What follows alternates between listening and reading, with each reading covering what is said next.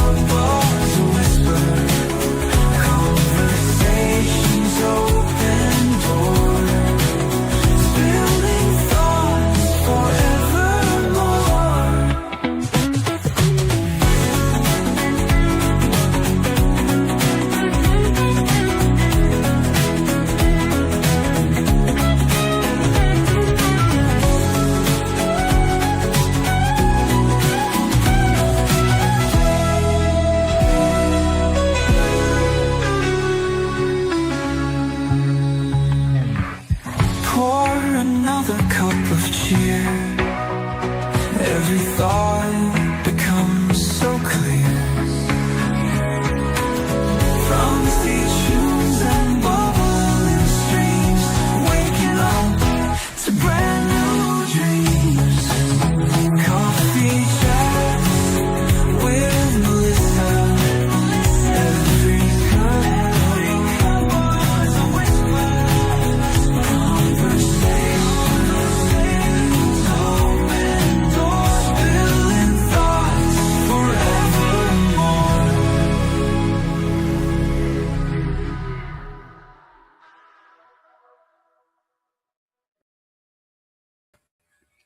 Well, good morning.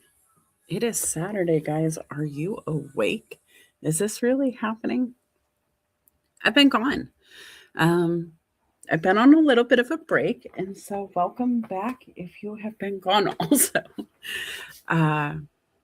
Here we are. It is August, guys. It is 8/8/2026, and it is about 6:06 a.m. on the Pacific Coast.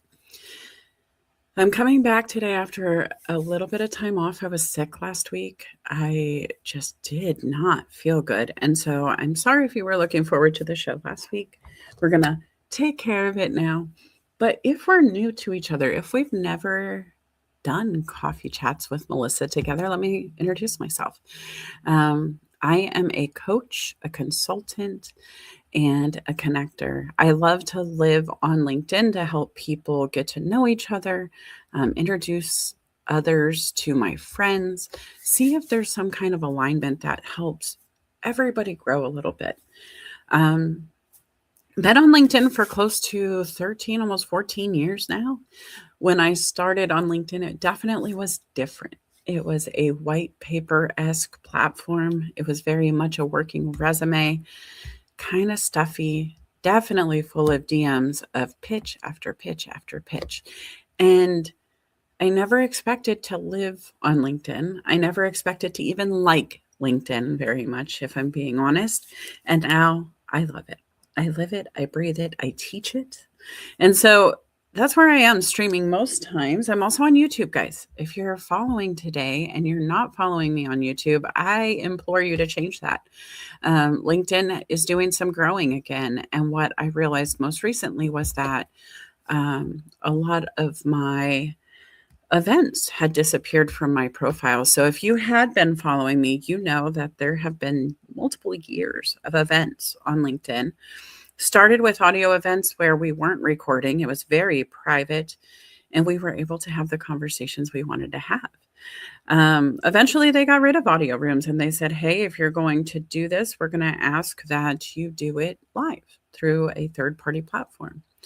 And so I chose StreamYard. I beta tested a few of the top performing at the time, and I fell in love with StreamYard. So if you want to check it out, there's a QR code somewhere or a link somewhere to take you to my referral code. But that's where we are today. We're streaming on StreamYard. It is going to Facebook and YouTube and LinkedIn. Now, if you want to learn more about me directly, my website is documentthenact.com, where you can learn a little bit more about my services. But truthfully, it's easiest to call me a life coach. I can help with your business for sure. I can help with growth in all facets of life. But I've also been a career coach, a certified staffing professional who was there to help people transition from one job to another and help employers understand the process of co-employment. I also ran a very successful background screening company for over a decade, started a few businesses with some owners, and I literally was the legs that got the businesses off the ground in many cases. And so there's not a lot I haven't done. Learned on the go myself, and it has been a wild ride. So if you need any of these things, feel free to reach out to me. That said, let's get into it today. Excuses or the choice is yours. A little bit of a poke, not going to lie. Like, okay, this is a heavy title. I might scare everybody away today. And the truth is, excuses and execution both start out the same, just like victory and victim. And when you decide how you're going to move forward, life changes. It changes one way or the other. We talk about this a lot, that you will write your story either way. You will have it roll out in front of you, whether we like it or not. Life happens, right? And so knowing that we can't control all facets of life, knowing that at some point there are external factors, you can be writing your story and then somebody spills coffee all over the page. Sure. How we deal with that coffee, how we deal with the recovery, how we deal with whether or not we're going to continue to write or use it as an excuse to put our pen down is what we're talking about today. And so please know that this is a human condition to have both excuses and the ability to execute. And so with any good human condition, I want to use scientific methods to move forward through it. I don't want to get crazy in the details, guys. We're not going to be pulling out our chemistry sets or anything like that. But what we are going to use is our crayons. We're going to use our paper, and we're going to go. Fan of the Venn diagram. If you're not familiar with what that is, it is two overlapping circles that are used to sort data. And I use it in a variety of ways with coaching clients. It's absolutely diverse in its facets, and you can customize it to suit any needs. If you need an extra circle, you throw an extra circle on there. If you need to have multiple Venn diagrams, you can do that. And then they can all overlap together in their own way. So for me, that's one of the ways I sort data. I also love a really good to-do list. I love to write things down, get clear. Sometimes I have a map. Sometimes I just jot everything down in its own little corner. It's up to you how you're going to move through your data. What I recommend is finding something that works. When I was growing up, it was the 80s. I just time-stamped myself, guys. Good morning, it's Saturday. But in the 80s, we had something really cool sitting on the shelves when we went shopping for school supplies, and it was Lisa Frank. And so those colors, they spoke to my soul. They resonated deeply and they stayed close to my heart. Growing up as a kid, I had a lot of neon colors in my wardrobe options. And so all of those colors, again, grabbing my attention, being fun, being bright, they're going to come along with me throughout the rest of my life. And then the other thing I was always really good at was organizing that folder. A different folder, a different color, a different highlighter, a different everything for every class. I really got excited about those things. So for me, when I want to get excited about an idea, a concept, whatever is in front of me, a to-do list, I bring out the things that excite me, the things that got me motivated and focused in the classroom. I don't fight it. I spent years training to be good at that thing. And so I utilize those very facets of elementary education that our teachers gave us to work through life's hardest challenges. And, simple is often what you need in those heavy times. Now, that said, data has to be collected, whether it's heavy, whether it's light. We need to be assessing. We need to be tracking. We need to be writing things down. Simple data is screenshots, right? You're just taking screenshots of your data. Maybe you're looking at your bank statements. Maybe you're looking at your calendar and your time management. What we're going to do is figure out what your data is, and we're going to use it to work through your excuses to move you into execution. So, data being a big deal means document, act, track, and adjust. And so for this purpose today, we are going to document what is true in our lives. What is true about your excuse? How are you moving through them? How many times do you allow the same excuse to repeat before you eliminate the excuse? How are you adjusting those things? Are you at all, or do you just keep ending up having the same Saturday that doesn't get it done? Okay. So, excuses, guys, they are very convincing.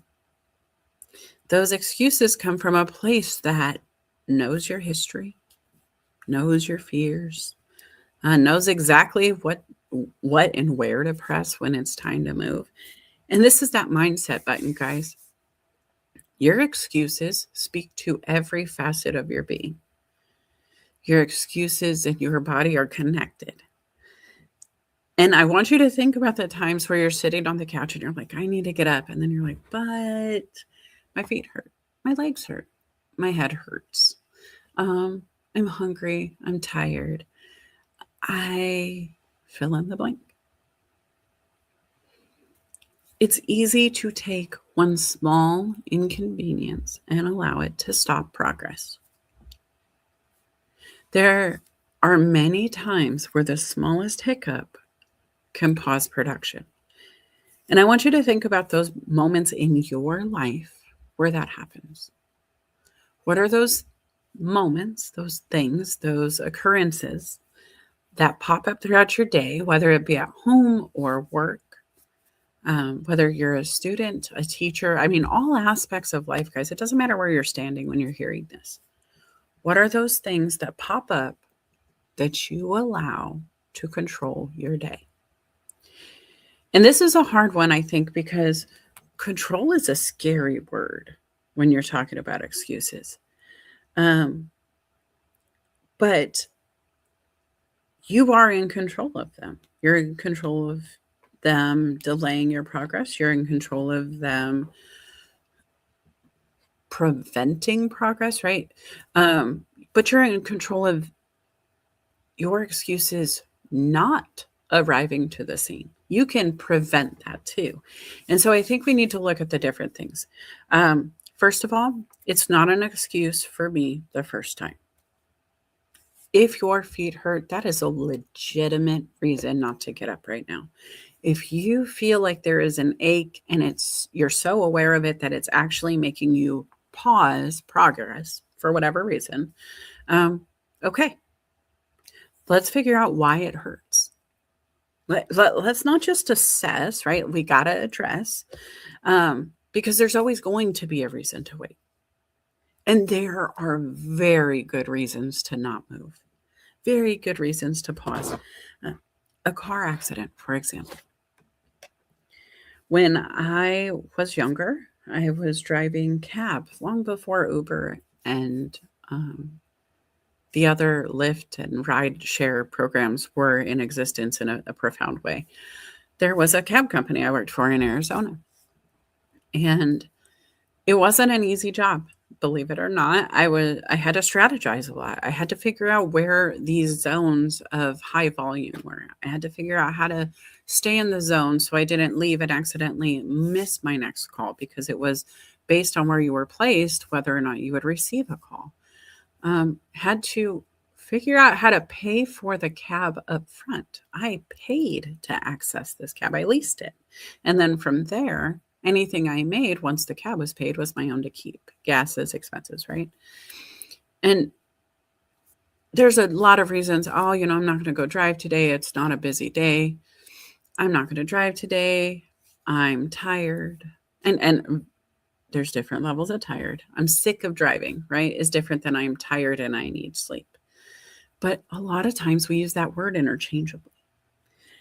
And so I want you guys to think about what those things are that pop up for you. Back then, I had real valid reasons. I was in a car accident, which gave me PTSD. It is really hard, or maybe it activated existing PTSD. I'm going to be clear. I'm not sure. I'm not a doctor. I don't chicken, egg, and all that good stuff, right? But being in a car accident is a very valid reason to take time off, right? I was robbed. Very valid reason to take time off. I would never tell you that your reasons are not valid. However, I would ask you, how many times do you have the same problem? How long does this reason prevent you from action? Because there's always a reason to wait. There are people there who are told, hey, and they're in the world. By the way, my brain's not all the way there yet, but it's coming. There are people in existence that are told, hey, you're not going to walk again. And they could use that statement from somebody else's mouth, that authority. They could use that as a reason to wait, to try, or to ever even, attempt again. They could just delete the concept. The problem I understand, this problem creates a ripple. It becomes harder, messier, slower, less convenient as you go. When I was younger, my son was about 2 years old. So this is 24 years ago. Doctor, they did a bunch of x-rays. They did MRIs and all the good stuff. And they came back and said, you have about 10 years to walk. And I just kind of looked at him. I am a former track star. I used to love running hurdles. I went all city. Or I was going all city. I don't remember. I was in the meet that was going all city. I don't know if I placed or not. But I was good. Okay. And I was doing well while I was there. And I just remember hearing you're not going to walk anymore and you have a 2-year-old. And I'm thinking, I have a 2-year-old little boy who loves to throw a football already. I'm in trouble. I could have used that as an excuse to sit still now, to pull out the walker, to get the wheelchair, to do all the things that they were telling me were going to be part of my life in a very short amount of time. What I did was say, oh, okay, if I only have 10 years, I'm going to use it. Use it or lose it, right? I've heard that. It was something I also heard growing up in the 80s, use it or lose it. So I started using it. If I have 10 years, but I planned on using my legs and my hips for the next 40, 50 years, then I got some work to do. I have some things to accomplish, some things to see, some traveling to get in, some people to play with in the park. And so I did. And I just kept going. I didn't let my pain become an excuse because I knew it was a valid reason to stop, but I also knew I was on a deadline. I am on a deadline still, right? But here's the thing. I told you when I started that it was 24 years ago that they told me I had 10 years to walk. I didn't listen. I didn't use their perspective and information and data set to control my actions.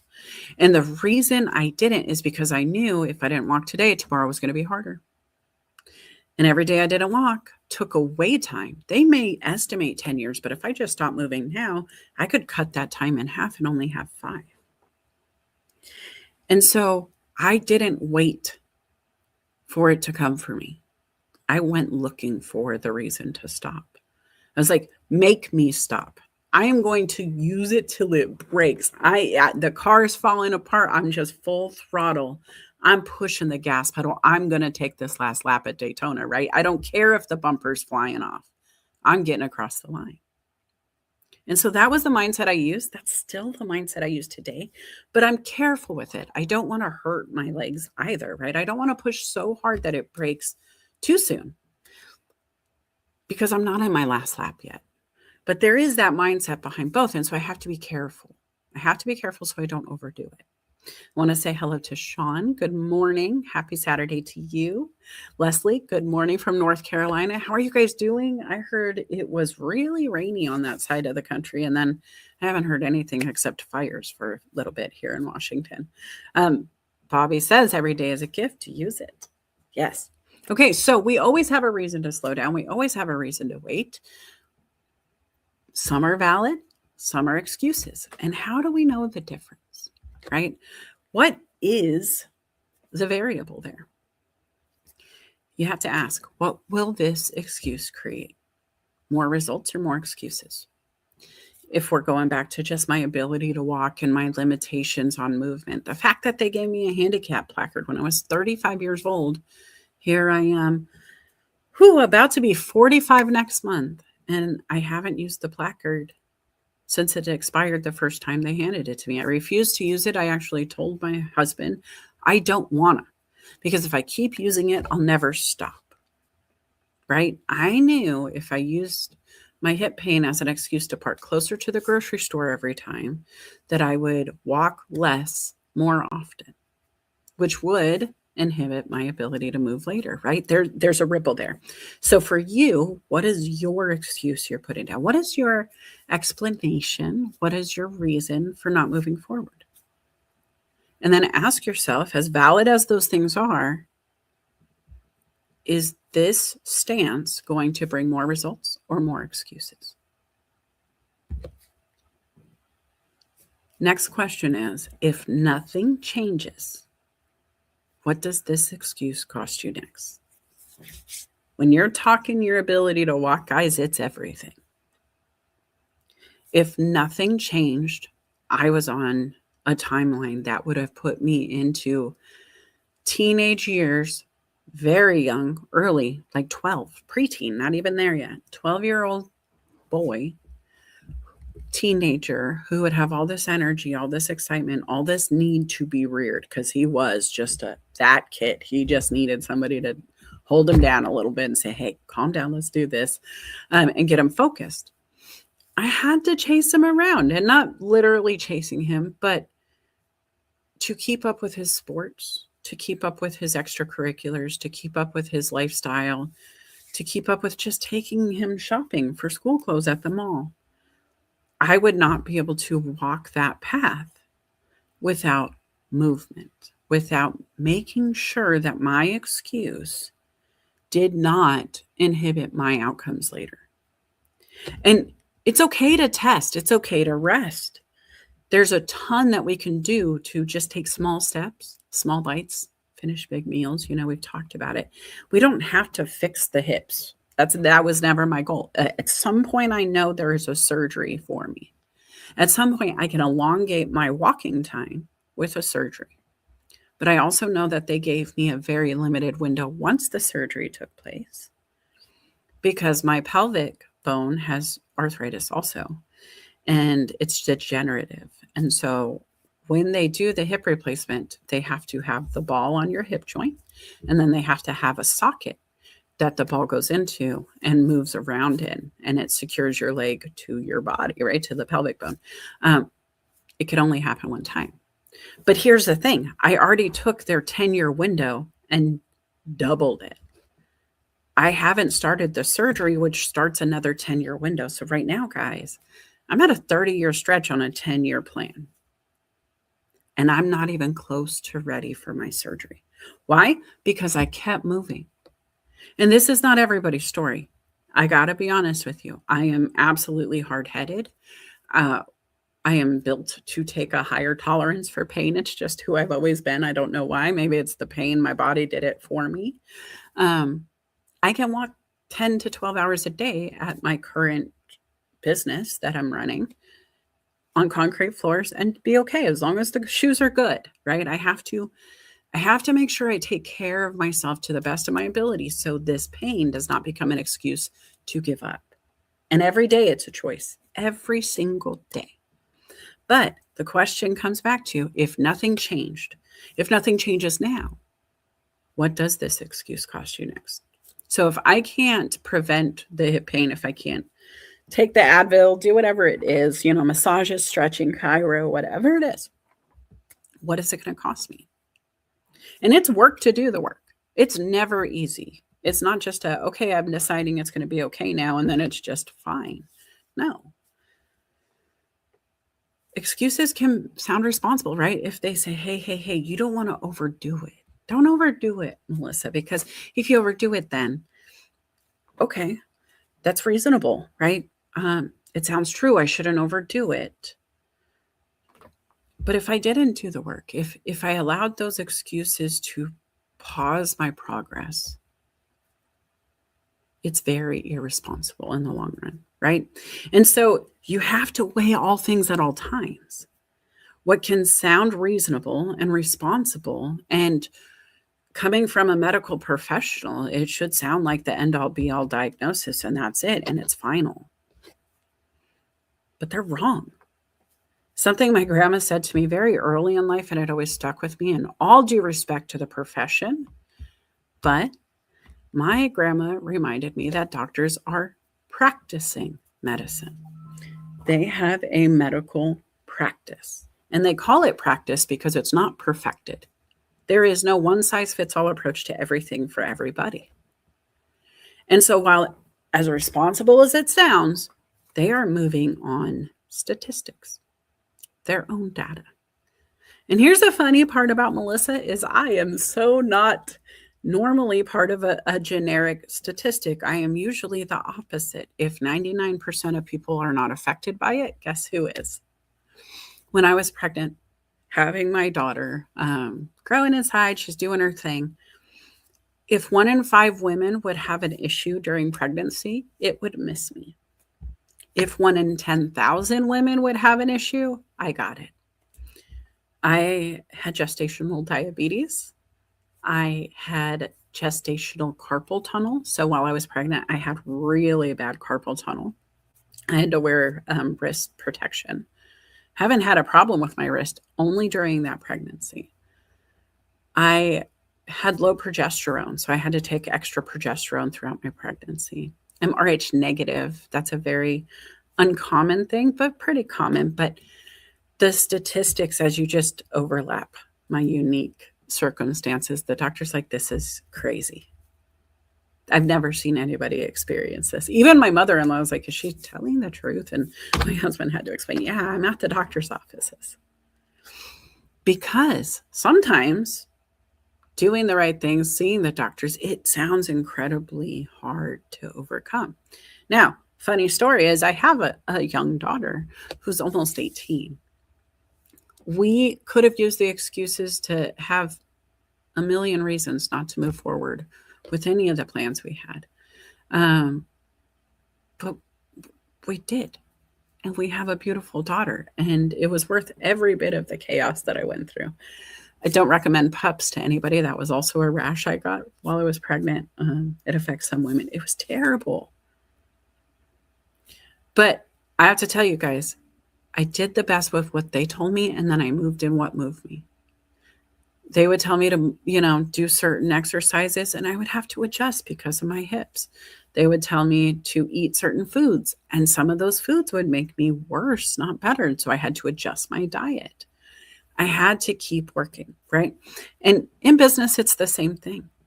We'll try to optimize an operational process. And then it's, oh, we didn't get to it this week. We'll move it to next week.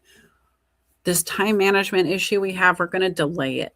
We're going to focus on time management when we get more time, guys.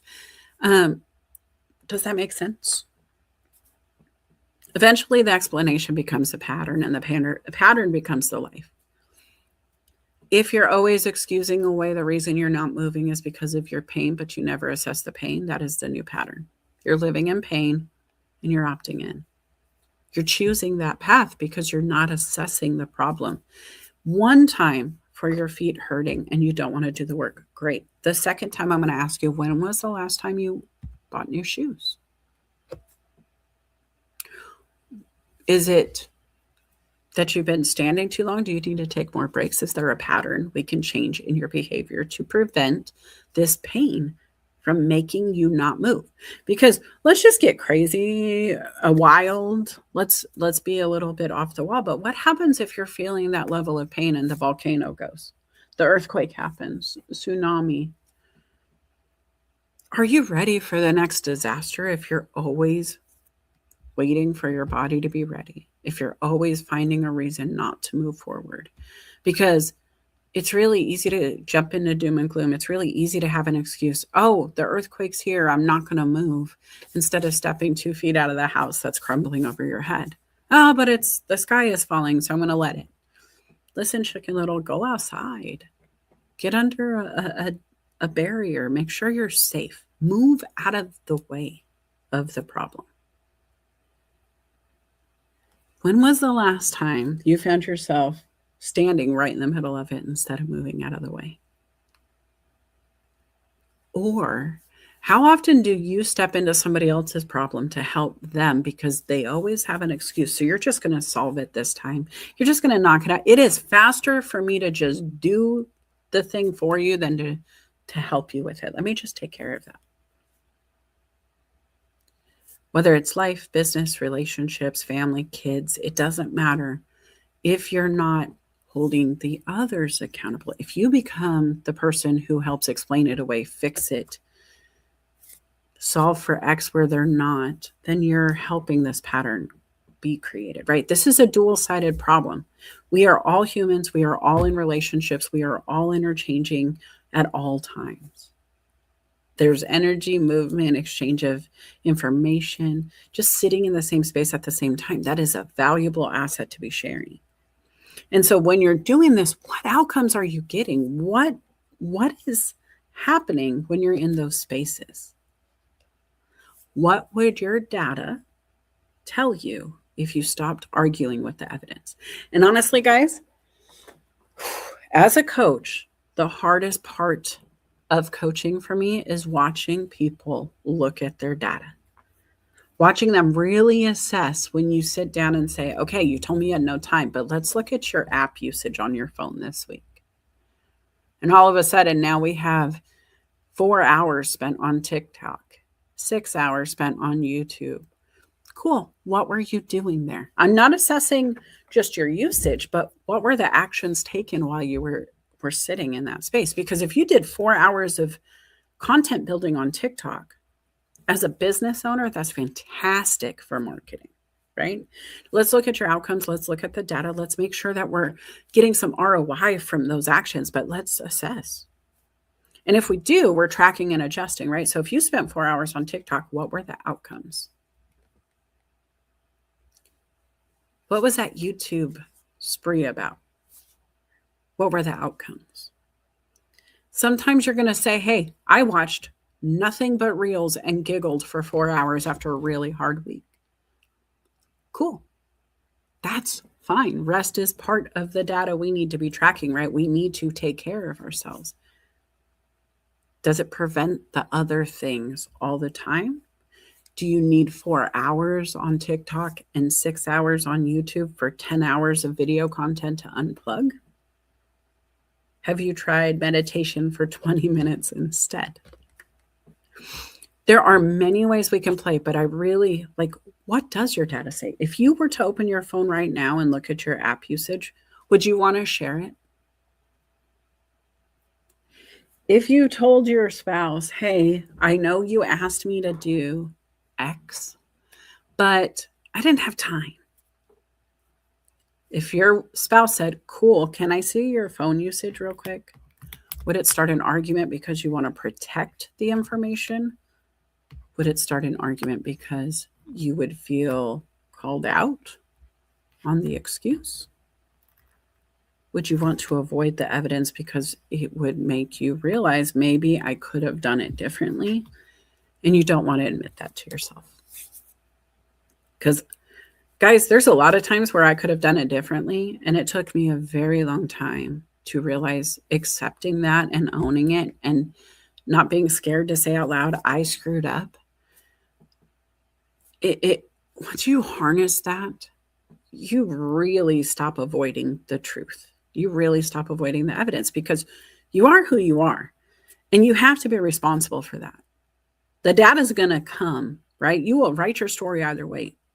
If you're not aware who you are and what your excuses are and what your execution looks like or lacks, we'll know.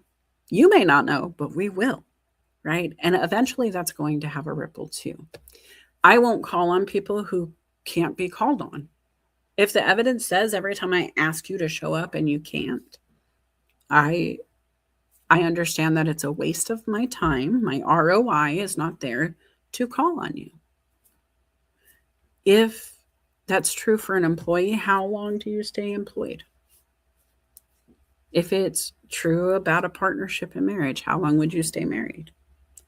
Right? And if you are telling me you have no time, but you are not making time to do time management, if you're not assessing where your time is going, if you're not eliminating the unnecessaries to focus on the big stuff, then I would make you stop and do that with me as your coach. I would tell you that's the first step. Stop spinning your wheels and figure out where your wheels are taking you. Does that make sense? Are you awake, guys? Good morning to Coach Carrie and Felipe. Excuses are procrastination's best friend, 100%, buddy, right? And there are some valid reasons not to do it. But I think if you use the same reason more than twice, it's a choice. And then we have to ask ourselves, what are you reinforcing right now? Action or avoidance? And if you really look at that schedule, if you really look at your productivity, if you really look at where your time is going, what you're telling yourself you're trying to accomplish, and what behaviors you're using to get there, you might be shocked. The clarity that comes from just slowing down to speed up, to slow down and go, okay, what do I do with my time on a Monday? It feels like Monday is never mine. It's everybody else's. So where does it go? If a busy Monday ruins your week, it just absolutely sets you back a whole day every Monday, and you don't assess what Monday is doing, I'm going to ask you why. And I'm certain, because we're not asking why, it's the reason. We had a very special time when I was doing staffing services. It was a full desk, full recruiting, the whole thing, right? So I was doing outbound calling to retain new clients. I was taking their job descriptions, doing the advertising, writing my job ads, putting it out, interviewing the applicants, presenting the applicants, training the applicants where needed, testing the applicants where needed, and then maintaining contact with the client to ensure that within 90 days we would be able to onboard them to their payroll. It was a lot of work to get my job done every day. If I was not very protective of my time in that role, I wouldn't hit my quotas. I wouldn't be able to do the job I was hired for, and it would 100% affect my commissions. Part of what I was required to do was make 25 outbound calls to new prospect clients every day. 25 connected calls. I must speak to you to count it, which means if you know I'm calling and you don't want to talk to me and you let me go to voicemail, you just doubled my work. I have to call the next person. And that's fine. You're not obligated to answer my call, right?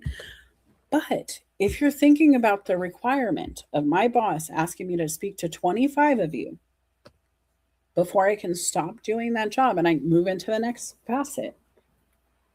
It can really slow down your day. If you have to make all these client calls, do all these interviews, do all this paperwork, do the onboarding, the I-9, the verifications, all the things, backgrounds, all of it, that 25 calls can loom over your head. And if you start waiting till the end of the day to get those done, the likelihood of you catching the people you need to goes down. Those meetings were planned at your client, right? They have those late afternoon meetings to figure out what happened in their day. And so for us, it was 8 to 10. From 8 to 10, the building could burn down. And as long as it hadn't reached my cubicle, I am dialing the phone. That was kind of the mindset. And a little facetious, but not much, to be honest. You got some eyeballs from the big boss if you got out of your desk in that 2-hour window. You should be ready to go, dial, just go.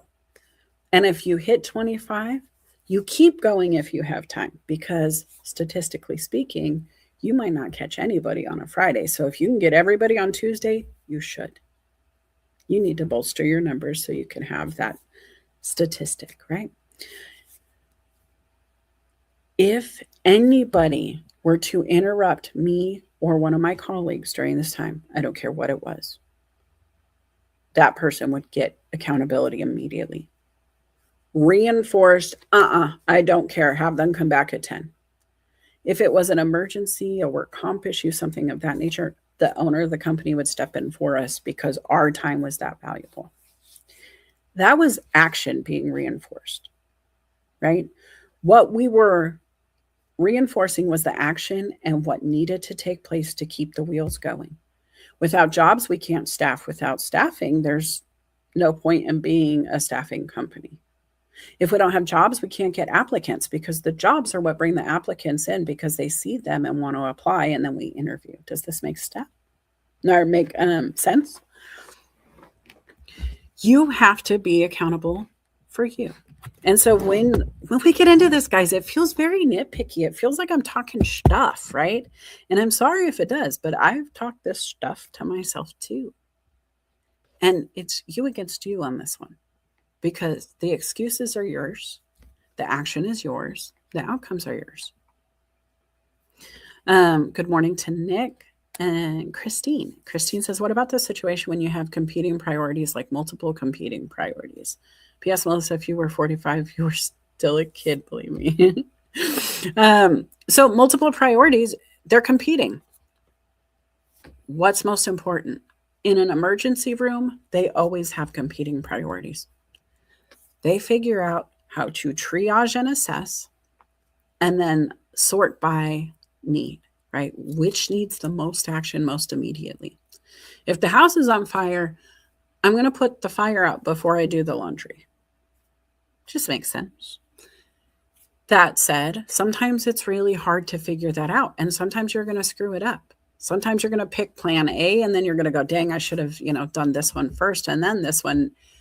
You're not always going to know. But if you have the same competing priorities every Monday, do some beta testing, right? Document, act, track, adjust, use your data. It's not perfect. And the reason we protected that 8 to 10 time frame was not something that started from the day of opening as a business owner. He had no idea to protect that time at first. Maybe he did, but maybe all he had to do was do outbound calls because there was nobody else there yet. And so I think you have to assess. If you're not sure, if you're really struggling, if you've done the week to week and you can't figure it out, that's when you get a coach or a consultant in. You speak to a mentor, you speak to a colleague, somebody who's doing the same job but seems to have it together. And then you guys brainstorm and you figure out what's not working, what's working. Now, if you're in control of things, if you can say, hey, it would be awesome if we take this Monday noon meeting and move it to Tuesday because it really kills the rest of my afternoon. If the team can move that, do it, right? But you got to assess why, how, and what before you can ask. Nick says, ooh, I stepped in at the perfect time. So much to do, so little time. I had to do. Yeah, seriously, guarding your time. When we first start coaching, a lot of my clients, I just go in and say, hey, I want you to find the next spot in your calendar and block it out. And you're just going to put schedule for the yes in that slot. And I have them make that a repeating thing, because every day you need to give yourself a yes spot. If I had that 8 to 10 hour, like when I'm dialing out and I'm doing my calls and I get a yes, I need to have time to send the contract. I need to have time to follow up on the contract. I need to have time to follow the protocols of getting the new client to fill out their credit application form to be a client of ours, to know how we're going to build them, all of these facets. And if I didn't schedule from 10 to 11 for that follow up, I was never going to get back to them the rest of the day. I knew it, because as soon as I start taking those other things on, I'm not going to have time. The fires keep coming. And so, being wise, I said from 8 to 10, we're doing this. From 10 to 11, I'm doing this other thing. And if I didn't need the full time, great. I could pick up other duties and responsibilities, move into other tasks. But it was really important to make sure that if I was going to sow the seeds, I had time to harvest the rewards. Okay. The other thing in sales, are you documenting what happened? Is the first thing, right? And so I can call Bob every day and say, Bob, I want to help you with your staffing. Bob, let me help you with your staffing. Changing up the lingo, changing up the reasons, I can do all of that. But if I'm not documenting what I said to Bob every time I call, how am I going to adjust? If I'm always getting a no from Bob because I'm always just saying, hey, Bob, do you want to hire my friends? Oh, I can't fix it if I don't write that in the notes. The next salesperson who comes in, or the next coach consultant who would come in and look at our notes and say, why isn't Bob buying? If it just said, Bob doesn't want humans, Bob doesn't want humans, and we never have a different conversation, nothing's ever going to change, right? He's not going to want humans, and we don't know why. Maybe he's a machine guy. Maybe he only needs AI robots, but maybe we have that as an offering. We just never offer it because we ask him if he wants the humans and he says no. Same thing goes with your excuses, guys. If you're always slammed on a Monday, are you documenting what happens on Monday that makes it a problem? Or you're just like, that's just Monday. Mondays suck for everybody. That's just how it is here. That's just what it always will be, because this is how we've always done it. I can't even say it without my mouth getting gross. If you think about your life, if you think about the past year, how many days were different? If you look at your Saturday mornings, I'm hoping you are here. I'm hoping you follow from here to go over to the Social Saturday show Felipe and his friends are having, right? What about Sunday? Do you do the same thing with Careers, Chaos, and Coaching every other week? And then do you have other shows you watch too that I'm not part of? They're not on the tip of my tongue, but there's a ton out there. Are you always on LinkedIn? Do you ever go to YouTube to watch it just to diversify how you approach it? Do you take Saturdays off? Do you ever do it from the yard or in the garage? Do you change your actions to where you're not in the same place every time you listen? Or is this something you need, that very consistent space where you're sitting down with your notebook, your pen, your coffee, you're locked in, you're watching the screen, you can't move, because this is one of those things you want super focused time, because this, the topic, the show is a little bit different every week. What are those other habits you have? And what, same kind of questions, right? Walk through it. How am I doing my life? What are these things that I plan to do very consistently, and why? Do I get anything out of them? Because I will say, guys, I've lived on LinkedIn long enough that I have watched a lot of people do the same thing over and over and over. And then they get mad they don't have different results. And shocking, but if you ever look up the definition of crazy, that's really kind of it, isn't it? What are we changing? This is that data, right? We're documenting. What is it that we're doing that is overwhelming? What is the hardest part of our week or our day? What are we doing about it? Is there a plan? Is there a plan of action? Winter's going to be here in no time, guys. I hate to say that out loud, But have you looked at the month? We get 12 months in a year and we're in the 8th. From here on out, it is cardigans and beanies again. And I'm very excited about that. So, shh, if you're not. But if that is true, and you told yourself, listen, last winter I hated breaking the ice and the snow off the car. I'm gonna clear out the garage by next winter so I can use it before the snow comes. How many Saturdays do you have left? When are you going to act on that garage being cleared out? How many weekends do you have left to have the yard sale to empty the space so you can fit your car in there?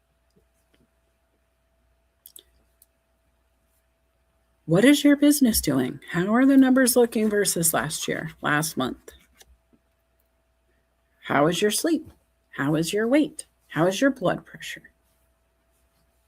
How much time did you spend on your phone talking to family this week? And how much of it was for fun versus because the sky is falling? Have you had a get together with your friends? Are you feeling lonely, angry, hungry, tired? Are you taking care of those things you've thought of all week long so you could just let it go? Did you write it down?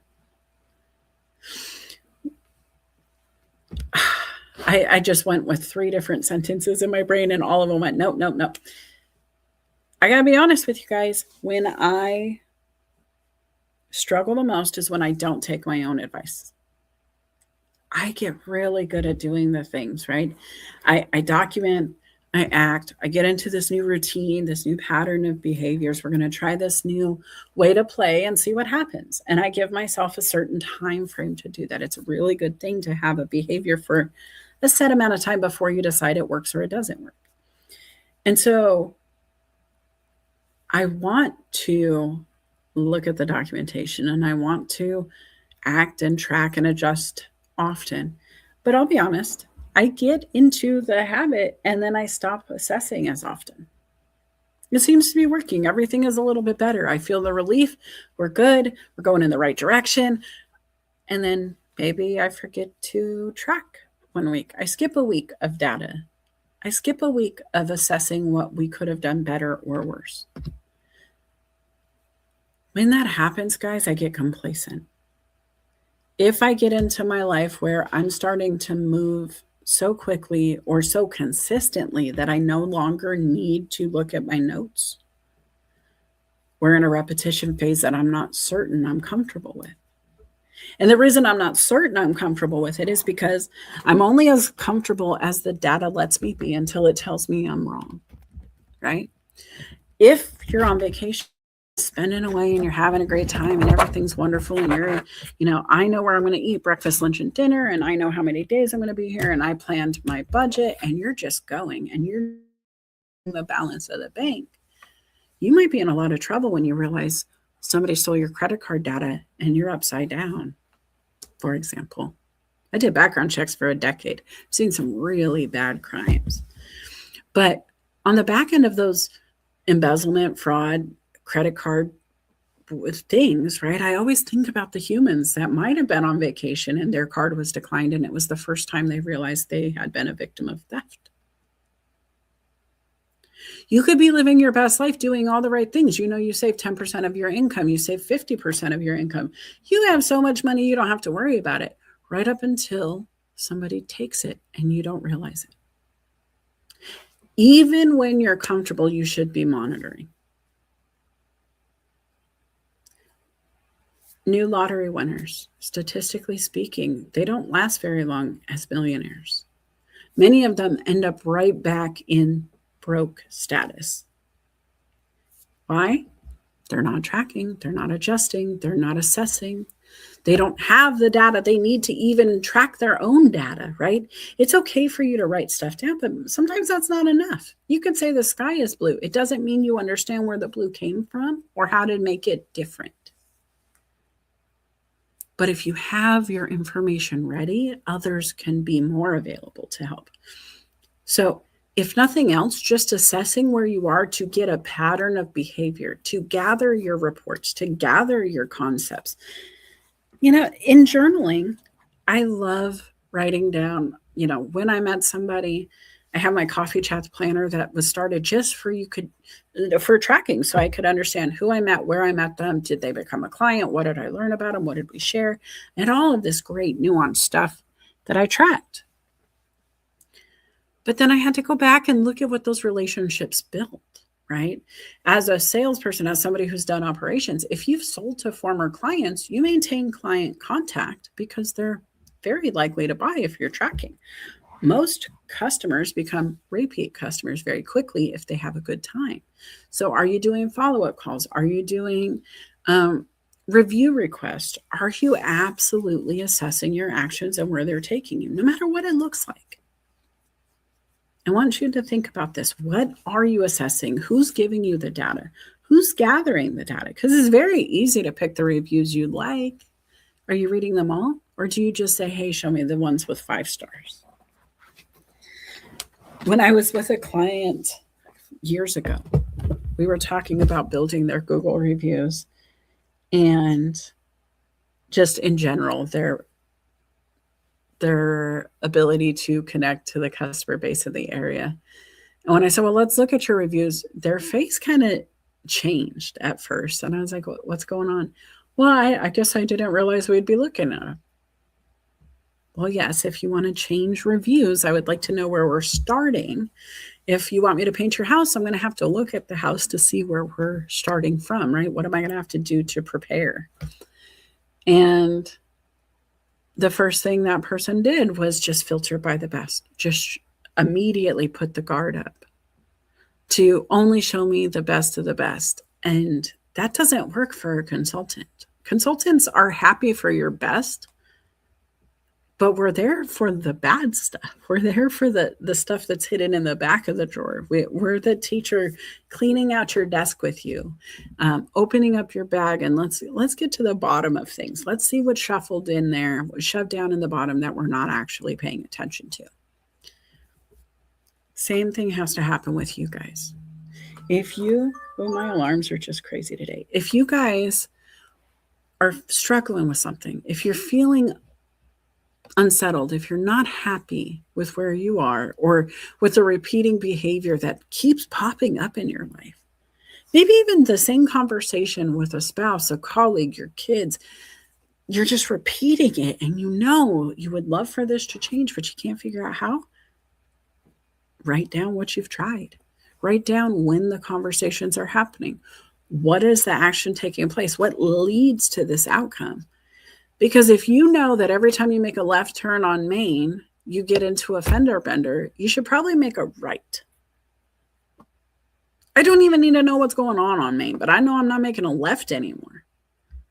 If I know the left is the first thing that leads to the accident, I'm going to stop going left. Sometimes we have super successful years in business or life. We're feeling great. And so we don't assess anything because it's like, no, it was a good year. I didn't have any complaints, nothing major. No, I don't need to look at anything. Okay. But what if we just turned around and realized, hey, there's a hole in your pocket and you're losing $100 a day that you don't have to. You're successful, so you didn't even notice the $100 a day is just falling out of your pocket.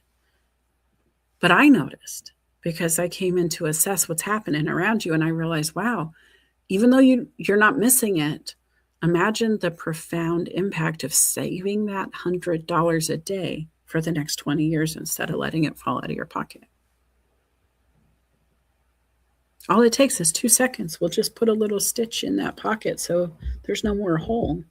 Well, we'll get you to swap out your outfit so you're not wearing holey jeans anymore, so you don't lose. I mean, $100 a day, you can afford to buy some new pants if we just stop letting it fall out of your pocket, right? And so even if it's going well, maybe it could go better. You just don't know unless you're tracking. Are you protecting the reason or producing the result? As a coach, I've had some tough conversations because I have to just ask the questions. If it's great, it's working. How can we make it work better? Well, I'll hear a million reasons. I'll hear valid reasons, right? Valid. I'm not saying they're not. But what is that reason for not shifting? Why is this shift even available? Is this something that we need to assess? Like we don't have a choice. The customers are demanding we add a new item to the menu. We no longer want chicken, we want beef. We no longer want beef, we want chicken. We never wanted meat to begin with. Now you're a vegetarian restaurant. You have to think through these things, right? I don't know why my brain went to food, but what if all of your customers said, I know you love potatoes, but you can't make a potato. Can you just serve broccoli? You're really good at broccoli. Can you just take potatoes off the menu because you're not good at it? And nobody who likes potatoes will like you for offering it. Would you be offended? Would you say, no, I love the potato, it's staying? This is my grandma's recipe, I'm not touching it? Would you say, hey, listen, I don't want to lose the potato because I like it, but I want to figure out how my customers want it delivered? Maybe you're so successful at selling everything else that you're missing the potato conversation. If you do that, you're hurting yourself. Because the truth is, and I want you to self assess here, if you hear or know of a problem, if you tell somebody, hey, your potato isn't potatoing, and they don't listen, and you keep coming back hoping for a new result and it doesn't work, how long are you going to stay patronizing that location when you're not heard? When no matter what you say, it just doesn't resonate with the people. Same with your teams. If your staff comes to you and tells you there is a problem, how long are you going to give it before you assess and address it? When I was struggling with my former employer, this at the staffing firm, who also had a background screening company that I worked for, I had effectively broken up with him. I fired him when I was working at the staffing firm because I wasn't excited about the way he was speaking to me, the actions he was doing. Our results were not showing at all in our paychecks, in the way he spoke to us and the way he treated the team. When I tried to assess it with him, he protected his time further instead of giving me a result I needed then. So I quit. Eventually, we got back to a conversation stance, and then he said, hey, start this background screening company with me. Okay, let's do it. I'll do the work. I'll learn. I'll do it. And then same behaviors repeated. And he had valid reasons for everything he was saying. But the result that he was producing was my burnout. I was working way too hard for way too little for outcomes I wasn't pleased with. And when I assessed it with him, it didn't work. Now, I had assessed multiple times, and this is where it comes in for me, guys. If you want to change your life, if you want to shift, if you want to assess it with your boss, your employer, your spouse, your whomever, you got to have the information together. You got to have your ducks in a row. You have to have the data, because it's easy for an employer to be so busy they don't realize what they've created. They don't realize what they've done. They didn't mean to miss a payment, a bonus, a decimal point on the paycheck. They didn't mean to miss your birthday and not do the company, balloons and cookie or whatever. You have to have the conversation. But if you're going to have the conversation, write down, I spoke with Bob. I was disappointed. He missed my commission payment and he said he'll cut a check and I'll have it within 2 days. Cool.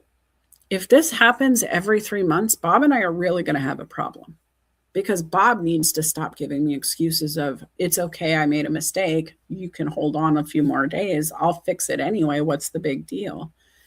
The big deal is you're supposed to be executing effectively the first time, Bob. You're responsible for paying me for what I've done, and I shouldn't have to chase it. I shouldn't have to be accountable for your accounting. Ooh. Now, it's kind of hard to tell your boss that. But if you come to him and say, hey, listen, Bob, I hate to be a bother. I just wanted to let you know I've noticed we're struggling. We're producing a pattern of me not getting paid my commissions on time. And so I wanted to see what the problem might be so we can prevent that because it's really becoming a habit. Right. And when you do that, then you can go and assess it. Maybe it's because you don't send your documents over in time. Maybe it's because the, accounts payable person leaves an hour before you send it. You send it at the end of the week, but they're 3 hours ahead on the East Coast. And so you're sending it an hour after she leaves. And that delays it. So it always goes on the check after. If you're assessing, if you're addressing, if you're documenting, you have this data to go back to. You can absolutely track where the problem is created. If you're on a road trip and every time you hit a certain spot on the highway, you get a flat tire, I bet you would start paying attention as you get closer to that spot in the freeway to try to see what it is in the road that's giving you the flat. Doesn't this make sense, guys? I mean, are you awake? Are you with me? I'm going to go back to the comments here. Nick says, I'm cleaning the pool filter while listening, then going to work. Tonight, I want to go in my pool. It's my R&R. Trying to balance what I need to do and what I need to do for my wellness. She said, I've started assessing which jobs are costing me and which are earning revenue. I must, or I go out of business. And that's exactly right. And it's so easy to just slide a little bit here and a little bit there, guys. It really is.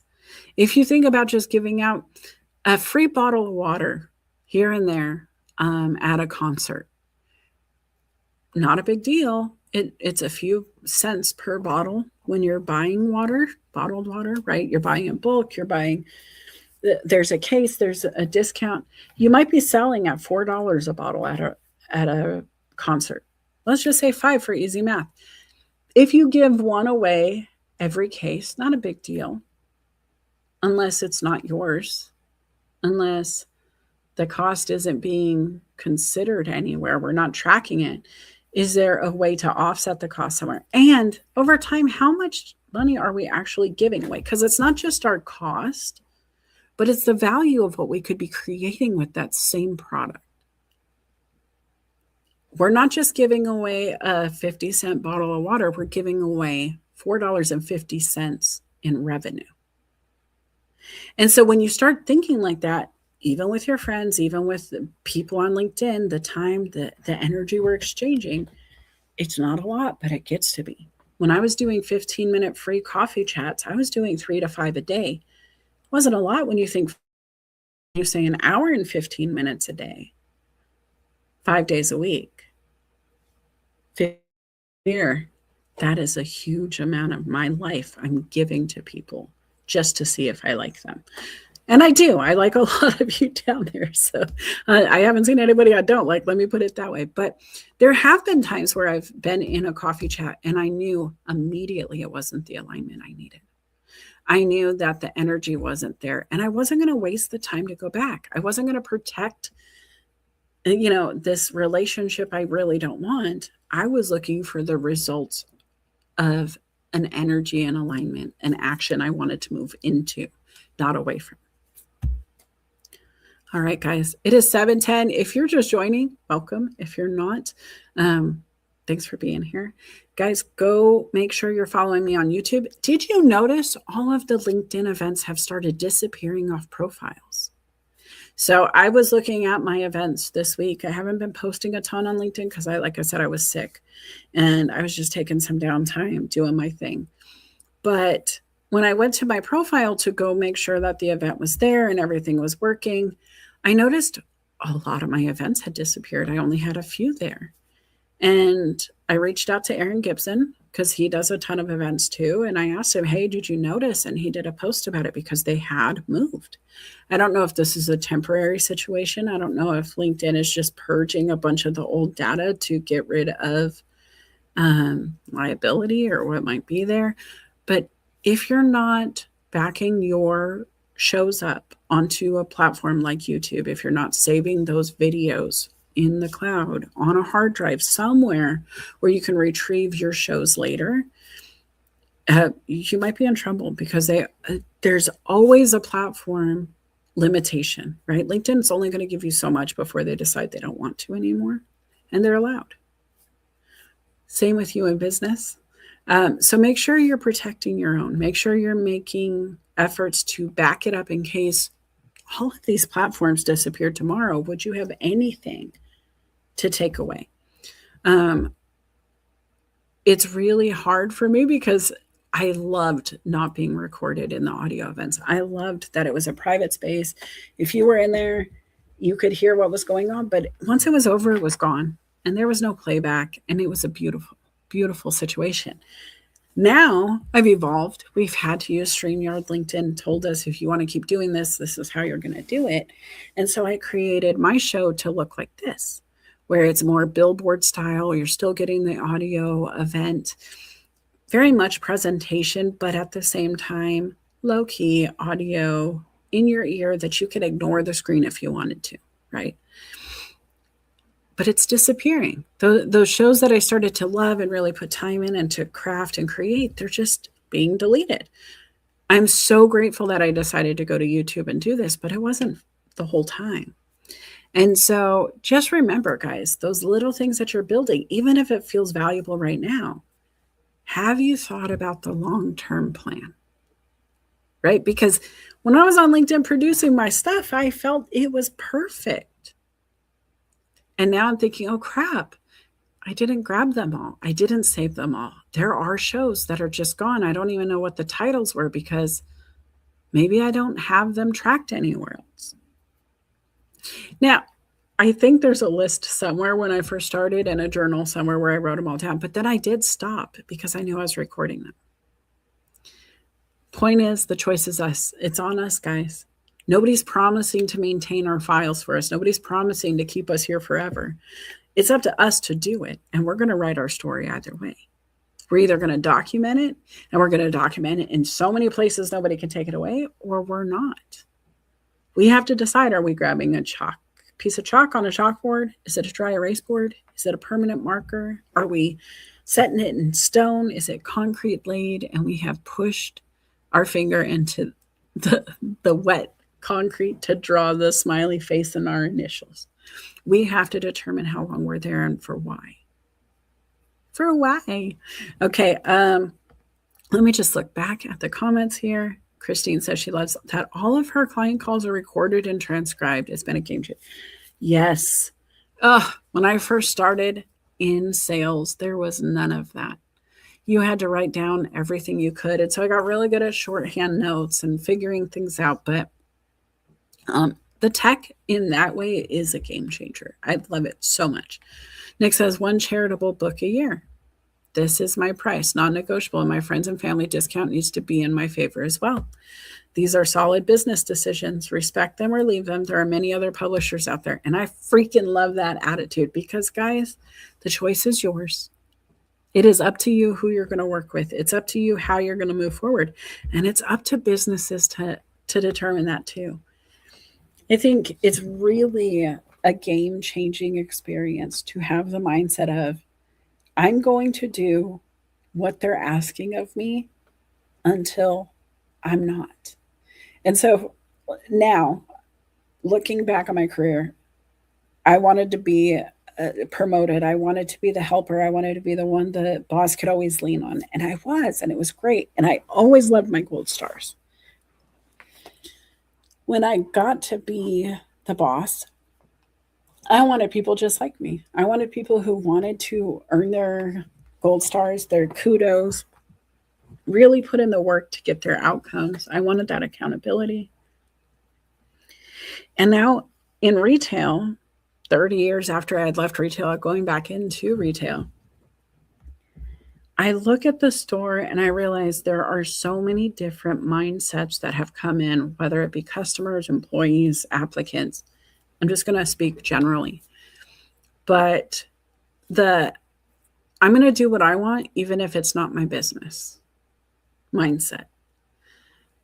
I'm going to get away with something because I can, instead of having the integrity to do as we were asked. And that is something I like to change quickly when I see it, because the truth is, if a company is paying me for a service, they're going to get that service. I have the integrity to say, no, I want to offer what I promised. There are people there who say, oh, I hate this kind of leadership. I hate this kind of structure. Corporate rules are dumb rules. Why does this exist? Good questions. However, it exists because the owner of the company and the people they hired to do the jobs created this outline. This is the criteria they want us to follow. And so that is why they asked us to. Some people have a really hard time with that concept. Some people have to fight that authority. But then my next question to those people are, if you're fighting that authority, what happens when you're the boss? Are you going to expect people to do as you say? Or are you going to be willing to understand that they're going to fight the authority? And really holding yourself to that standard can be a game changer. I can't promise it's going to work for you, but if you really look at it as, I don't want to be a hypocrite. I don't want to be that person who says, do as I say, not as I do, because honestly, who listens to that guy? I'm not going to listen to that guy. What do you mean don't set fires while you're burning bridges? What? No, don't make me get the hose if you have the fire. I'm not doing it. And so think about what your standards are. Think about what you're asking of your team. Think about what your employers are asking of you and how much they're giving you back. Same with clients. It has to be mutually agreeable. It has to be something that's assessed often and address honestly what's not working. That's what execution is about. If you can't tell the truth, if you can't really assess and be honest about what's happening, execution is a lie. You might Band-Aid fix something, but it's not done, right? It's the difference between putting a Band-Aid on something or surgically correcting it. Execution is the surgical correction. It is going to prevent it from coming back. It is going to fix it, not treat it. Does that make sense? Are you with me? When you ask yourself, what did I do to get here, right? What did I do? What decisions did I make that created this moment?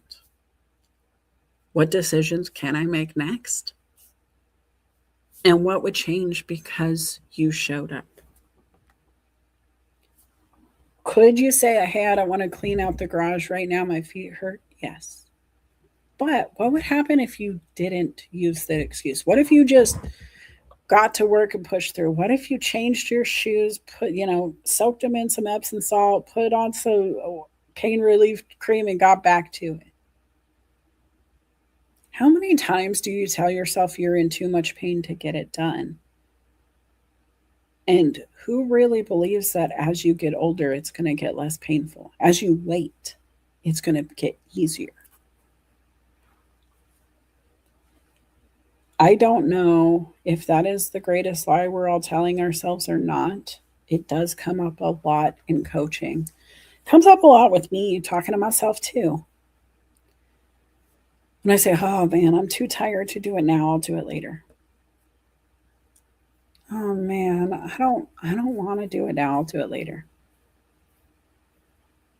How many times can you say you don't want to do something before your body stops believing in the whole concept as a whole? If your body didn't want to do it the first time and then you revisit the concept and you tell it again, no, I don't want to do this, do you think it's going to be excited on the third go?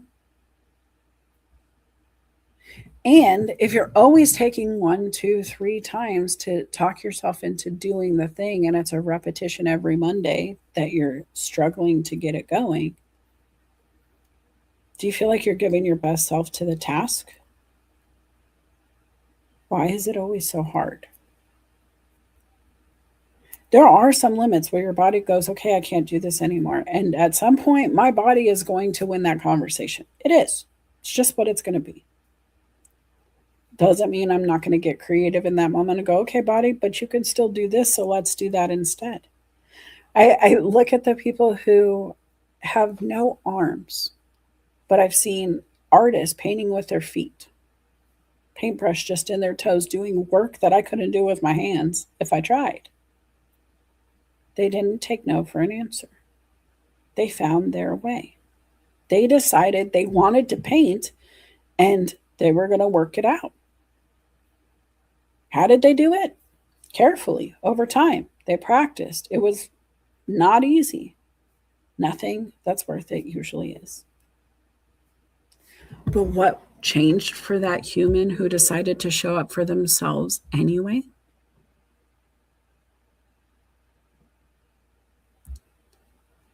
What was that success like the first time they handed the painting over to the loved one they gifted it to, or had it hang on the wall somewhere, or had somebody just say something nice about it on the internet, even one comment from a stranger about the art? What would that execution feel like for you? What ripple would that have in your life to see you take no excuses and just do the thing that you're really being pushed to do from inside? Because I can promise you, you're not going to paint with your toes unless you really want to paint. But if you really want to do it, why wouldn't you do it any way you could? What would stop it if you really wanted to accomplish something? If you knew in your soul you were meant to do it, what would stop you from getting it done? I'm coming back to the comments here. Wow. Good morning to all of you. Hey, Kenny. Kenny says, I noticed that LinkedIn algorithm has changed within the past week or so, and it definitely has. There was an update on my phone, and I don't allow automatic updates because I want to watch for these things, and I can always tell when it gets wonky that it's coming. And so you might want to check for updates, guys. Coach Carrie says integrity is important. 100%. It's the one thing nobody's going to take from me. I am one of those people that will talk about you behind your back to your face. And I will also be the first one to say, but I can help. Like, I know there's toilet paper on your shoe, and I told everybody there's toilet paper because we got to remember to tell you when you came out of the bathroom. But do you want me to grab it for you? Right. And being that person to yourself. When you have toilet paper on your shoe, tell yourself you got toilet paper on your shoe. Be willing to go, okay, I look silly. Let me fix this real quick.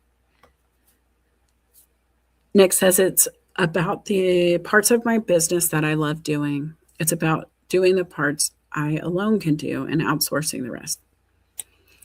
You know, it really is. Fun and passion is what we coach on all the time.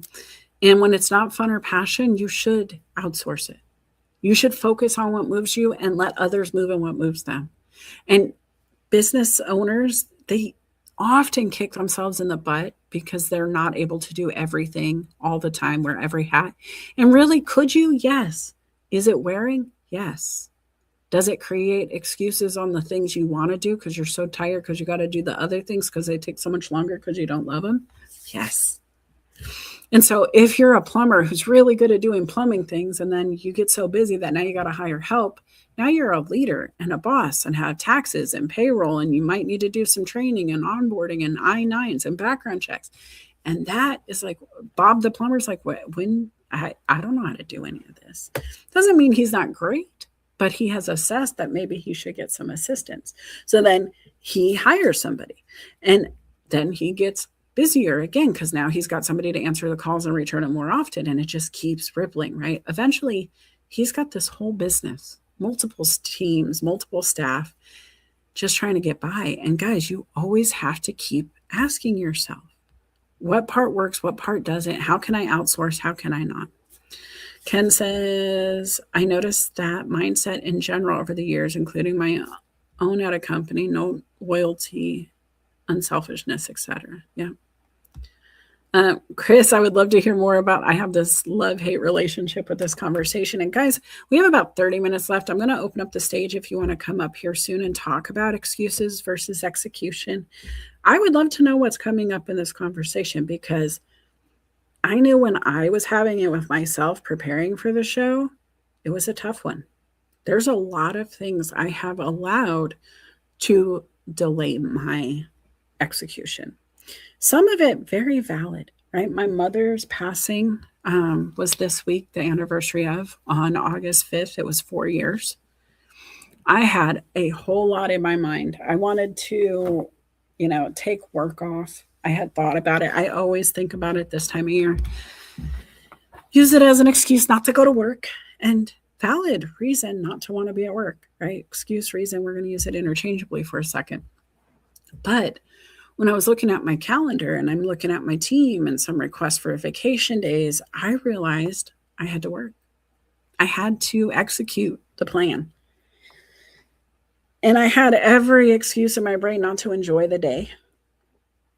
I was determined to be a little upset in my soul that I had to work on a day I wanted to just go sit on the beach and think about my mom and really just take it all in. But on my drive to work, I changed that. I flipped the switch. And the reason I did it was because I had rules for my mom's birthday, my mom's anniversary of death, and any holiday. And that is to treat her daughter the way she would have. To do something for me that would make her proud. And I had let my team go on a vacation together at the most inopportune time. I did have the store covered. It was great. And then I got somebody who gave notice because they wanted to start their own business at the same time. And so I was one person short of feeling comfortable. And I could have used that as an excuse to be more upset. I could have, really gotten into my head about it. But the reality was, I was proud of my mom's daughter for giving these younger humans in the business this life experience to go travel with friends on motorcycles together. Yes, I was a little short staffed, but I could execute this. And you know what? Having my mom's daughter be ready, willing, and able to push through and experience the day with others and just celebrate life in general. I'm going to use this weekend instead to do all the things I had want to, but I took away the excuse of this is a terrible day because I couldn't spend it my way. And I decided to make it a good day for my mom's daughter because that is what I wanted to execute. That was my intention for that day and many others ever since she passed. And I got to tell you guys, it feels so much better to have worked the day, got paid for being there, and to take the weekend off and relax and take a few days in a row to just do it my way. And so I wasn't a victim of the situation, right? I could have absolutely victimized myself in it, got in the victim mindset, been just, woe is me, I have to work. But I didn't. I got up. I did the best I could have. I put in the work my mom would have wanted from her daughter. I put my chin up in the air. I rocked it out. I thought of her a lot, but also not so much. I was busy and it was focus time. And you know what? I'm not going to regret any of that. But I would have regretted sitting at home, being sad, not done the work I had done. And so while I was kicking myself in the butt this week, talking about excuses versus execution, that was what kept coming up for me, right? My mom's daughter has some stuff to get done because she made promises to herself. And it was up to me to choose what was coming next. Am I creating a situation where I'm going to hate the day and I'm always going to remember that one day where I wanted to be off, but I wasn't, and it's what was me. And now my, habit that I wanted to build of taking that time to reconcile with her loss could be different. But it wasn't. I just honored what I wanted to, which was giving my mom's daughter the experience my mom would have really wanted her to have on the day and do the best with what she had. And you know how many days my mom probably had to work when she was feeling the exact same way. And it made me realize we just keep going and we do the best with what we can. But I did spoil myself and bought myself lunch that day. And I went way overboard and I ate too many calories and it was fantastic. So there's that. Chris, I welcome you to the stage. How you doing? Oh, I'm confused. Can you hear me? I can talk to All you. right. Yeah. Yeah. So, I wasn't going to come up today because my head isn't totally clear, but I had a really busy week. It was actually a productive work week, so it wasn't just a busy for busy sake. I got a lot of things done that were sitting around that I couldn't seem to plow through. So I'll give myself a pat on the back for that. Um, then I was approached about an opportunity, which seems good. I was going back and forth. I don't like when people don't disclose salary and have a lot of transparency around that. So I was like, I'm a passive job seeker right now. I have a plan where I am and whatever. So I need a lot of details before I want to have a conversation. It's just, if you can't do that, I'll respectfully pass. So the more I got, the more interesting it seemed. And it's legit because I've been scammed before or people have tried to scam me. And it's a great company. It's in software, and my mental health suffered so much in software, but the salary is outrageous. So whatever. I have to work on my resume. I have to decide what I want to do. So I'm guessing, I didn't get back. He had reached out on Thursday. I talked to him on LinkedIn chat for a little bit. Then I had to put my cat down, Melissa, of 16 years, our family cat. That just happened. So that put a wrinkle in my day. But I'm like, this weekend I'll think about it, if I want to pursue the conversation more or not. But that's like a present opportunity. The other um, thing I had going on simultaneously is, I've been trying to declutter my house. Some things are a disaster. I find excuses, as you're saying. Um, I want to relax. I just want to go to the beach. I'm tired. So I'll let you comment there for now because I could just keep going. And I am so sorry to hear about your cat. A pet Thank loss is you. so hard. Um, so just that, my thoughts are with you for sure. As far as the job goes, I am with you on transparency. If they can't be transparent, it's frustrating. Sounds like there's some good money behind it. But you said something that I want to dive into, which I know you struggled with the tech before in software. Was it the humans or was it the job? Because it changes everything if you can assess what it was that you didn't love. And I know we've talked about it, so you don't have to share necessarily now, but I would bullet point it for yourself. What were those concerns you had? And go in because you have no skin in the game. You're already employed. Like you said, you are a passive job seeker and say, I don't like this about the last tech job I was in. How do you guys handle this situation? And Oh, I make like them I like accountable that. for Yeah. that. Because the But truth is, if they don't like your boldness, you should know now. agree. I was going to mention one thing. I said I probably can't say it. The thing I'm concerned about, and I don't want to not do something over fear, is they do. A lot of tech companies seem to chew people up and spit them out. I did like the tech itself. I liked selling. I'd be leading a team. I liked doing things like that before. There are things and I was successful at it. It's just I'm also concerned that I'm not getting any younger. I think that where I am now, there is a lot of job security. It's a nonprofit versus, it's a huge risk, and I don't feel like being turned out, you know, in my 50s, like I just, you know what I'm saying?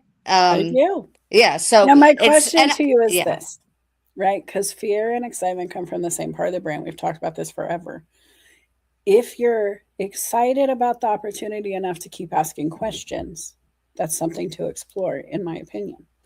However, I very much understand not wanting to keep bouncing around. I have done a lot of transitioning in my time.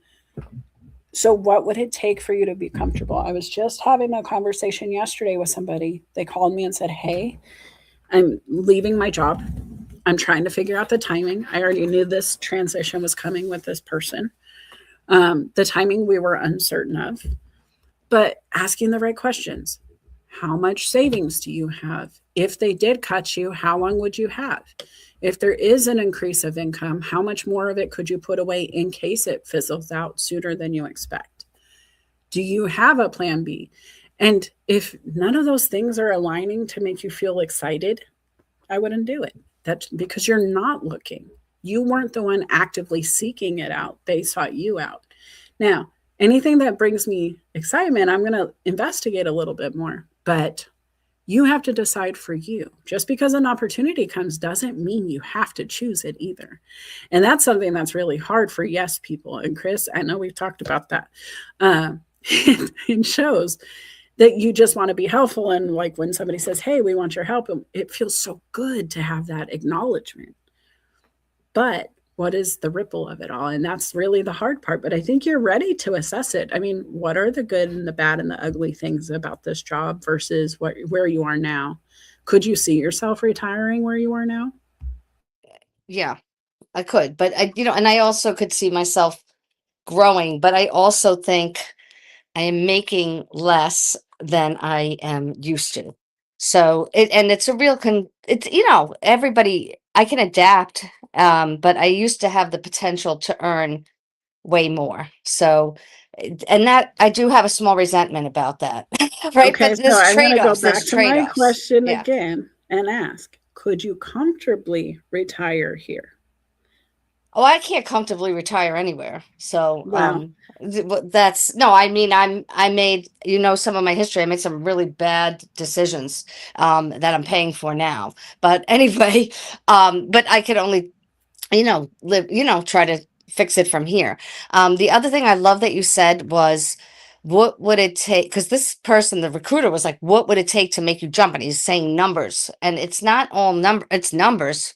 But I liked how you said, what would make me comfortable? Meaning, it's not always even just about retirement and numbers. It's a bunch of things. So I was thinking maybe I get a contract, maybe I negotiate a severance ahead of time, certain things like that too. Like, I'm not saying I can do, I don't have to make a decision. I don't even know if I got it right. I may not even get it at all. But if it comes to that, then I know what I need to do to feel like I could, like I won't have too many regrets. Um, 100%. yeah. But my question was really like, I have other things to do this weekend. So I have a lot, I guess, a little time for everything, for even to relax, and it's hard for me to even figure that out. But that's where I get all whacked out. Okay, so couple of quick relaxation techniques that don't take long. Um, Favorite song, sing it as loud as you can in the shower. Just like go, scream it out. Be Celine Dion. Um, there's something about the breathing. Your favorite song is actually helping you take deep breaths, and you don't even realize it because you're singing. But singing is one of the greatest breathing exercises out there, and it's a great way to release some of that stress when you're singing your favorite song. Other things, go be outside, touch a tree, touch grass. I know that's not very nice to say these days because people are mean on the internet, but truthfully, grounding helps. I love to play in my plants. I have soil and living, breathing plants in my house at all times. And on Sundays, I water them right after the show. And so time, hang out and decompress and touch and feel living, breathing things. And I feel so different after it. And I haven't done plants for 15 minutes and make sure they look good and take away the stuff that needs to be pulled off the plants and whatever. So find those little things, but write it down. Just take 10 minutes before you do anything else after the show and just write down everything in your brain. I don't care if you know what it means. I just, new job, fear, income, severance, packages, all of the things that you're just bullet pointing. Write it down and watch your brain have it just disappear. Because subconsciously it's going to be working on it. But as soon as you write down that shopping list, you can forget the list. And it's so true with everything you write down. Your brain goes, okay, we wrote it down. Documentation is a game changer. And I think if you just brain dump today, sleep on it, come back, look at the notes tomorrow, you're going to have more answers than you think. And so when you write it, make sure you put a little space under each word or term that you write down, because tomorrow you might write an answer under each. You might have solved for it, and you want to make sure you have the answer to the equation under that note. Melissa, I have to share something. So last week, there's a little beach, like it's a lake beach where I live, that I can walk to with my beach chair with a strap on it. And I went there last Saturday. It was like the first time I've been there the whole season. with my notebook. I wrote out a bunch of stuff, and that does work. And I forgot to do that just now. I have a built-in forgetter. It's insane. But I like I said, I had a busy but very productive week. I got rid of all that monkey brain, and I knew what I was going to do.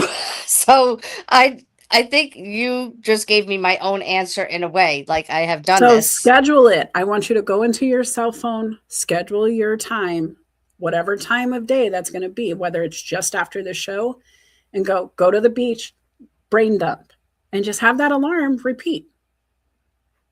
You could do it daily for 2 minutes. If you do it every day, it's a lot faster, right? But set the repeating alarm so you don't forget, because I'm a scatterbrain too. I'm in the show and I just had 3 alarms go off while I'm live recording, podcasting, broadcasting. But it's because the other 6 days of the week, I have a million things I can't forget. And so I do the same because I get so excited about so many ideas and so many clients and so many facets to my life of business, because I am employed by others. Plus I do my own, right? So definitely use it. This is why we keep repeating the processes, is because we're growing and we forget what we already knew. Okay, and I will say too is when you I felt like so much shame when you were like, talk. And I know that's not what it was. I was just holding myself accountable, asking myself these questions, and are these legit excuses? Do I say them all the time? Is the same thing happening every weekend? Yes, yes, yes, a lot of times.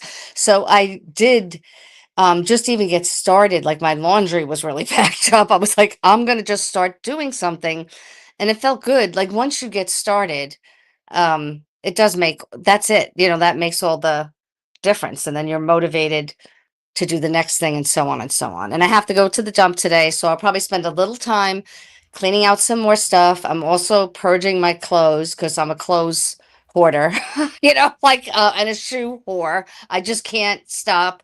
And that's what I do. I'm in recovery. I'm trying not to eat. I don't drink. I don't do other things. So I'm spending money I'm noticing that's what I'm doing, stuff I don't need. So I got to keep that in check. Well, and I love that you're on top of this because you're assessing, right? This is absolutely tracking and adjusting and doing all the things we talked about today automatically. But the things that you're doing, when you're doing them, guys, ask the questions. This is the last thing I want to make sure we're covering. It's a perfect segue, Chris, is, are you being busy or productive? Because I'll be honest, guys, you can be very busy on LinkedIn with all of these shows and all of the podcasts and all of the great advice. But if you don't produce results with the advice, you're just staying busy. If you're not actually implementing the advice, if you're not doing any of it, it doesn't work. So make sure you're always looking at the urgent but not important, the important but not urgent, and what actually moves the needle. And you can make these a Venn diagram very quickly, a couple circles. You could use the squares, make your own shapes. I don't care. But make sure you're focusing on what really matters. For me, and I'm going to give you back the mic in a second here, Chris, I am always going to have laundry staring at my face. It is who I am as a human. I know this. I have resolved that I am okay with laundry that needs to be folded. I have set boundaries with myself that it can only be, 2 loads of laundry before I have to address it. Or I like to lay my clothes in a certain way so they don't wrinkle while they're waiting to be addressed. I have solutions coming. I just got a new dresser. I'm working on that, but I've realized I have too many clothes too. I don't want to get rid of them though, because here's my assessment, guys. You have too many clothes, Melissa. Why do you have too many clothes? Well, one, I'm no joke somebody who can swing 10 pounds in their weight in one food sitting. Not because I ate 10 pounds of food, but because I think I might be gluten intolerant and I don't care, but my body does. And so if I eat pizza, I have to change into the bigger jeans the next day. The other thing is I work in a motorcycle shop sometimes. Other times I'm standing on a stage giving a presentation. Other times I'm hanging out in Bellingham, Washington in some really cute boho style outfits with cardigans or beanies and really big clunky necklaces and skirts. And I'm not getting rid of any of it. I refuse. I also have special cleaning outfits. They have to stay because if I get bleach on them, nobody cares, but they're super comfortable and they move with me and they're not in my way. If you're like me, let me know in the comments. But that said, none of that is going to make or break my day. What will make or break my day is if I go into a dirty kitchen, if I feel something on my carpet in my feet, like if I'm walking in my house and I can feel there's something not right, I will lose my crap. So I have a really nice vacuum, and that happens often. There's little things like that that bother me. And so just in house, I'm not going to stay busy doing laundry for busy sake, but I will be productive to prevent my mental health from not being okay. And so that's where my barrier is, guys. In the comments, I'd love for you to tell me where your lines are. What are those things where you know it's okay to be messy in this, but it can't be messy in that? Chris, laundry Oh, I'm though. with you. I'm with you. I'm with you. Like, I need a clean bathroom and a clean kitchen. I can't have anything on the counters or in the sink. Before I go crazy on my family, all the time. Like, if I leave for a little while and I come back and it's like, holy God, but then some other things are like, I just don't. I mean, besides clothes, like when you're talking about beanies, this and that, I like scarves. I got 1,000 baseball hat, and every time I buy a baseball cap, people are like, don't you have enough of those? But I think they look cute on me or whatever, right? So that's why I keep buying them. Or it's easy if I have a bad hair day, right? Or so I do a lot of work from home though. And even this opportunity, it's fully remote. So I usually from the waist up have to look good. But yeah, sometimes I go out, sometimes I visit clients in person, sometimes I work a show, so I do need a variety, but not that many people are paying as much close attention as I think. I don't really pay that much attention. Sometimes I do, but I have way too many accessories, whether they're earrings, bandanas, scarves, caps. I got everything. Um, And I need to pare down. I need to pare I down a little bit. I love that when people know where their limit is. I'll be honest. I want a room for my clothes. I want to have a not a dressing room, but like Khloe Kardashian really put me onto something when I was laying in bed one day dreaming of my house. I love her pantry and I love her closet, and I want both. I don't need a gazillion shoes, but why wouldn't you take care of a nice pair of shoes and maintain them and wear them and love them forever? Right? I mean, it just makes sense. There is there's some value in keeping quality. If we're hoarding just junk, it doesn't work. But if you love baseball caps, just find a beautiful way to display them. My cousin Ricky, when he was growing up, it was always tennis shoes and baseball caps. He could wear a white t-shirt, like just get him a 5-pack of the Hanes white t-shirts and some blue jeans. He didn't care. But the hat and the shoes, that's what changed. And when you went to his house, the top of his closet and the bottom of his closet were lined perfectly with these shoes sitting on their box. When he went into his room, every wall in his room was a hat. He just did push pins and he hung them on the push pins, but it was a design and he did it in a really cool color scheme. That was his passion. That was his fun. He just found a way to put it in its place in his life. And I think that's what we miss the most, guys, is just being organized in our chaotic little fun, right? It's okay to have a craft room. It's much better to have an organized craft room, right? And so think about how much time you're wasting by looking versus being able to just have it assessed. We've talked about Jason Bourne. What makes him really cool as an agent is he's never padding around his pockets to see where his card or his keys are. He can put Oh, how funny. right, he could just take the card out, unlock the door, put it back in his wallet. You never even saw him do it because he's never uncertain about where his things are. He is always on top of it. And when you get your life to that kind of order where you don't have to pad around and guess about what's next, it's a lot easier to make decisions and move quickly. Let me say hi to some friends here. Felipe is giving some great advice down there. I like this. A motto that he adopted is decided, then do it. And I like decide, then go. I've been using that one for a while. But yeah, guys, figure it out and then get to work. It's literally like, how long are you going to think about it before you're just wasting time? It's time management 101. If you touch it more than 2 times, you should do it. I think somebody else said 3. I'm a big fan of 2. If you think about it more than once, there's something there. Write it down. And once you've written it down, that's a 3rd time. By then you're already planning. Bill's here. Hey, Bill. Today I'm manifesting the heck out of everything I want and sending that same energy to you. Yay. We need to chat for sure. And I love seeing your decluttering. I am finally off this weekend, so I got to catch up with some people. Tomorrow is our show. Felipe and I are going to be doing careers, chaos, and coaching. It is a round 2. We had already done the topic, but we're expanding into it. So make sure you share, like, comment, all that good stuff. Guys, I hope this topic wasn't too rough. I knew coming in that this title, that this header, it gets to be a lot. Excuses or execution, the choice is yours. It's very much like victory and victim. They're both starting out the same, guys. You got to make a decision. And it's only an excuse when we use it more than once, right? There's valid reasons to be delayed. But if you're allowing the same reason to keep continuing, then you're allowing a pattern to become your life. And you have to decide if you like the pattern or not. You can't grow well if you know that every 3 months they're just going to come chop your head off your crop, right?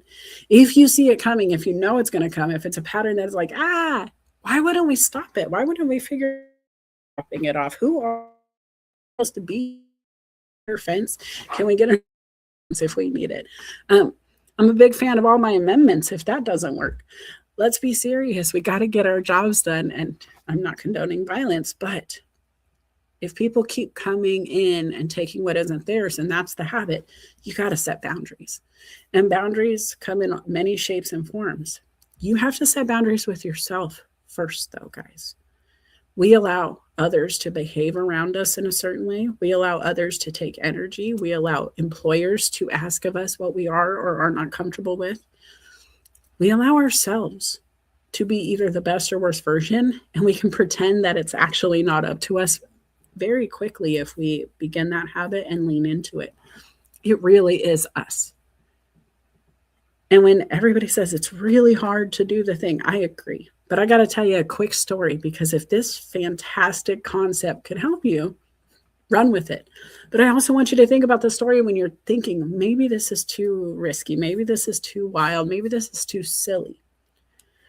When I was sitting in Seattle at the aquarium, there's this little space outside for performers to hang out. And there was a gentleman who was in an all-white outfit, white pants, white shoes, white top, with a horse head on, white unicorn horse head.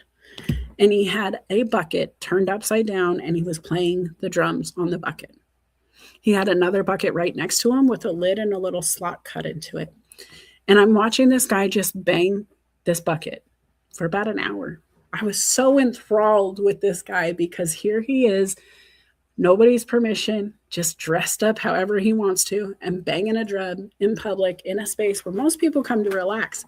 And I'm just watching him get bill after bill after bill deposited in this bucket.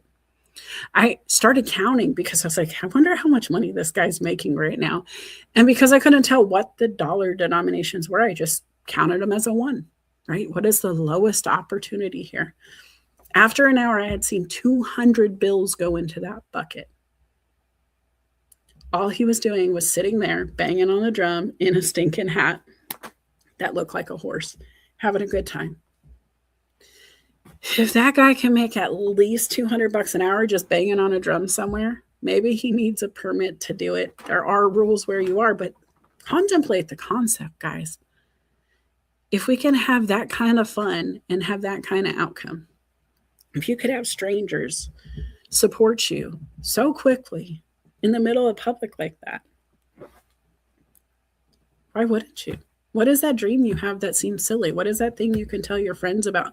What is that drum you can bang on that gets the attention of others and the support of others? If you have it, let us know what it is. Do you have an event coming? Are you up to something cool? Let us know. Right? You could drop it in the comments. I just want you to get to work. If you're stuck, reach out to me. I am taking new clients. I'm not doing a lot of new clients. It is first come, first serve on my time frame and availability. And I am coaching on Mondays, guys. So if you want to coach with me, that would have to be when we align. But I'm doing all of these things. I'm also working on an in-person LinkedIn training seminar. If you want to get signed up and you're in the Bellingham area, please reach out to me for information. But we're going to go live this winter. We're going to get in person. We're going to do some coaching and consulting in mass. We're going to do some group stuff. So Guys, thanks for coming. I'm going to get out of here. I'm heading to a farm. I'm going to go hang out with some real horses, nobody in uniform, and deal with my newest coaching client. But I look forward to seeing you guys tomorrow for Careers, Chaos, and Coaching. I hope you have a wonderful day. Go follow Felipe over to Social Saturday Chats because that would be fun. But before you go, dance with me. Enjoy the song. Thanks to Aaron Gibson. I'll talk to you guys soon. Take care.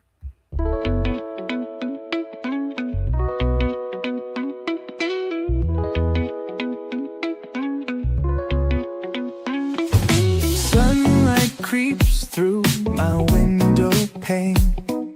Dreams of stars, now a faint refrain. Coffee brews and thoughts collide in this early morning ride. Wake up world, let's start the day. Insight flows in a bright array. Questions dance like morning dew. In this space, it's me and you. Coffee chats with Melissa.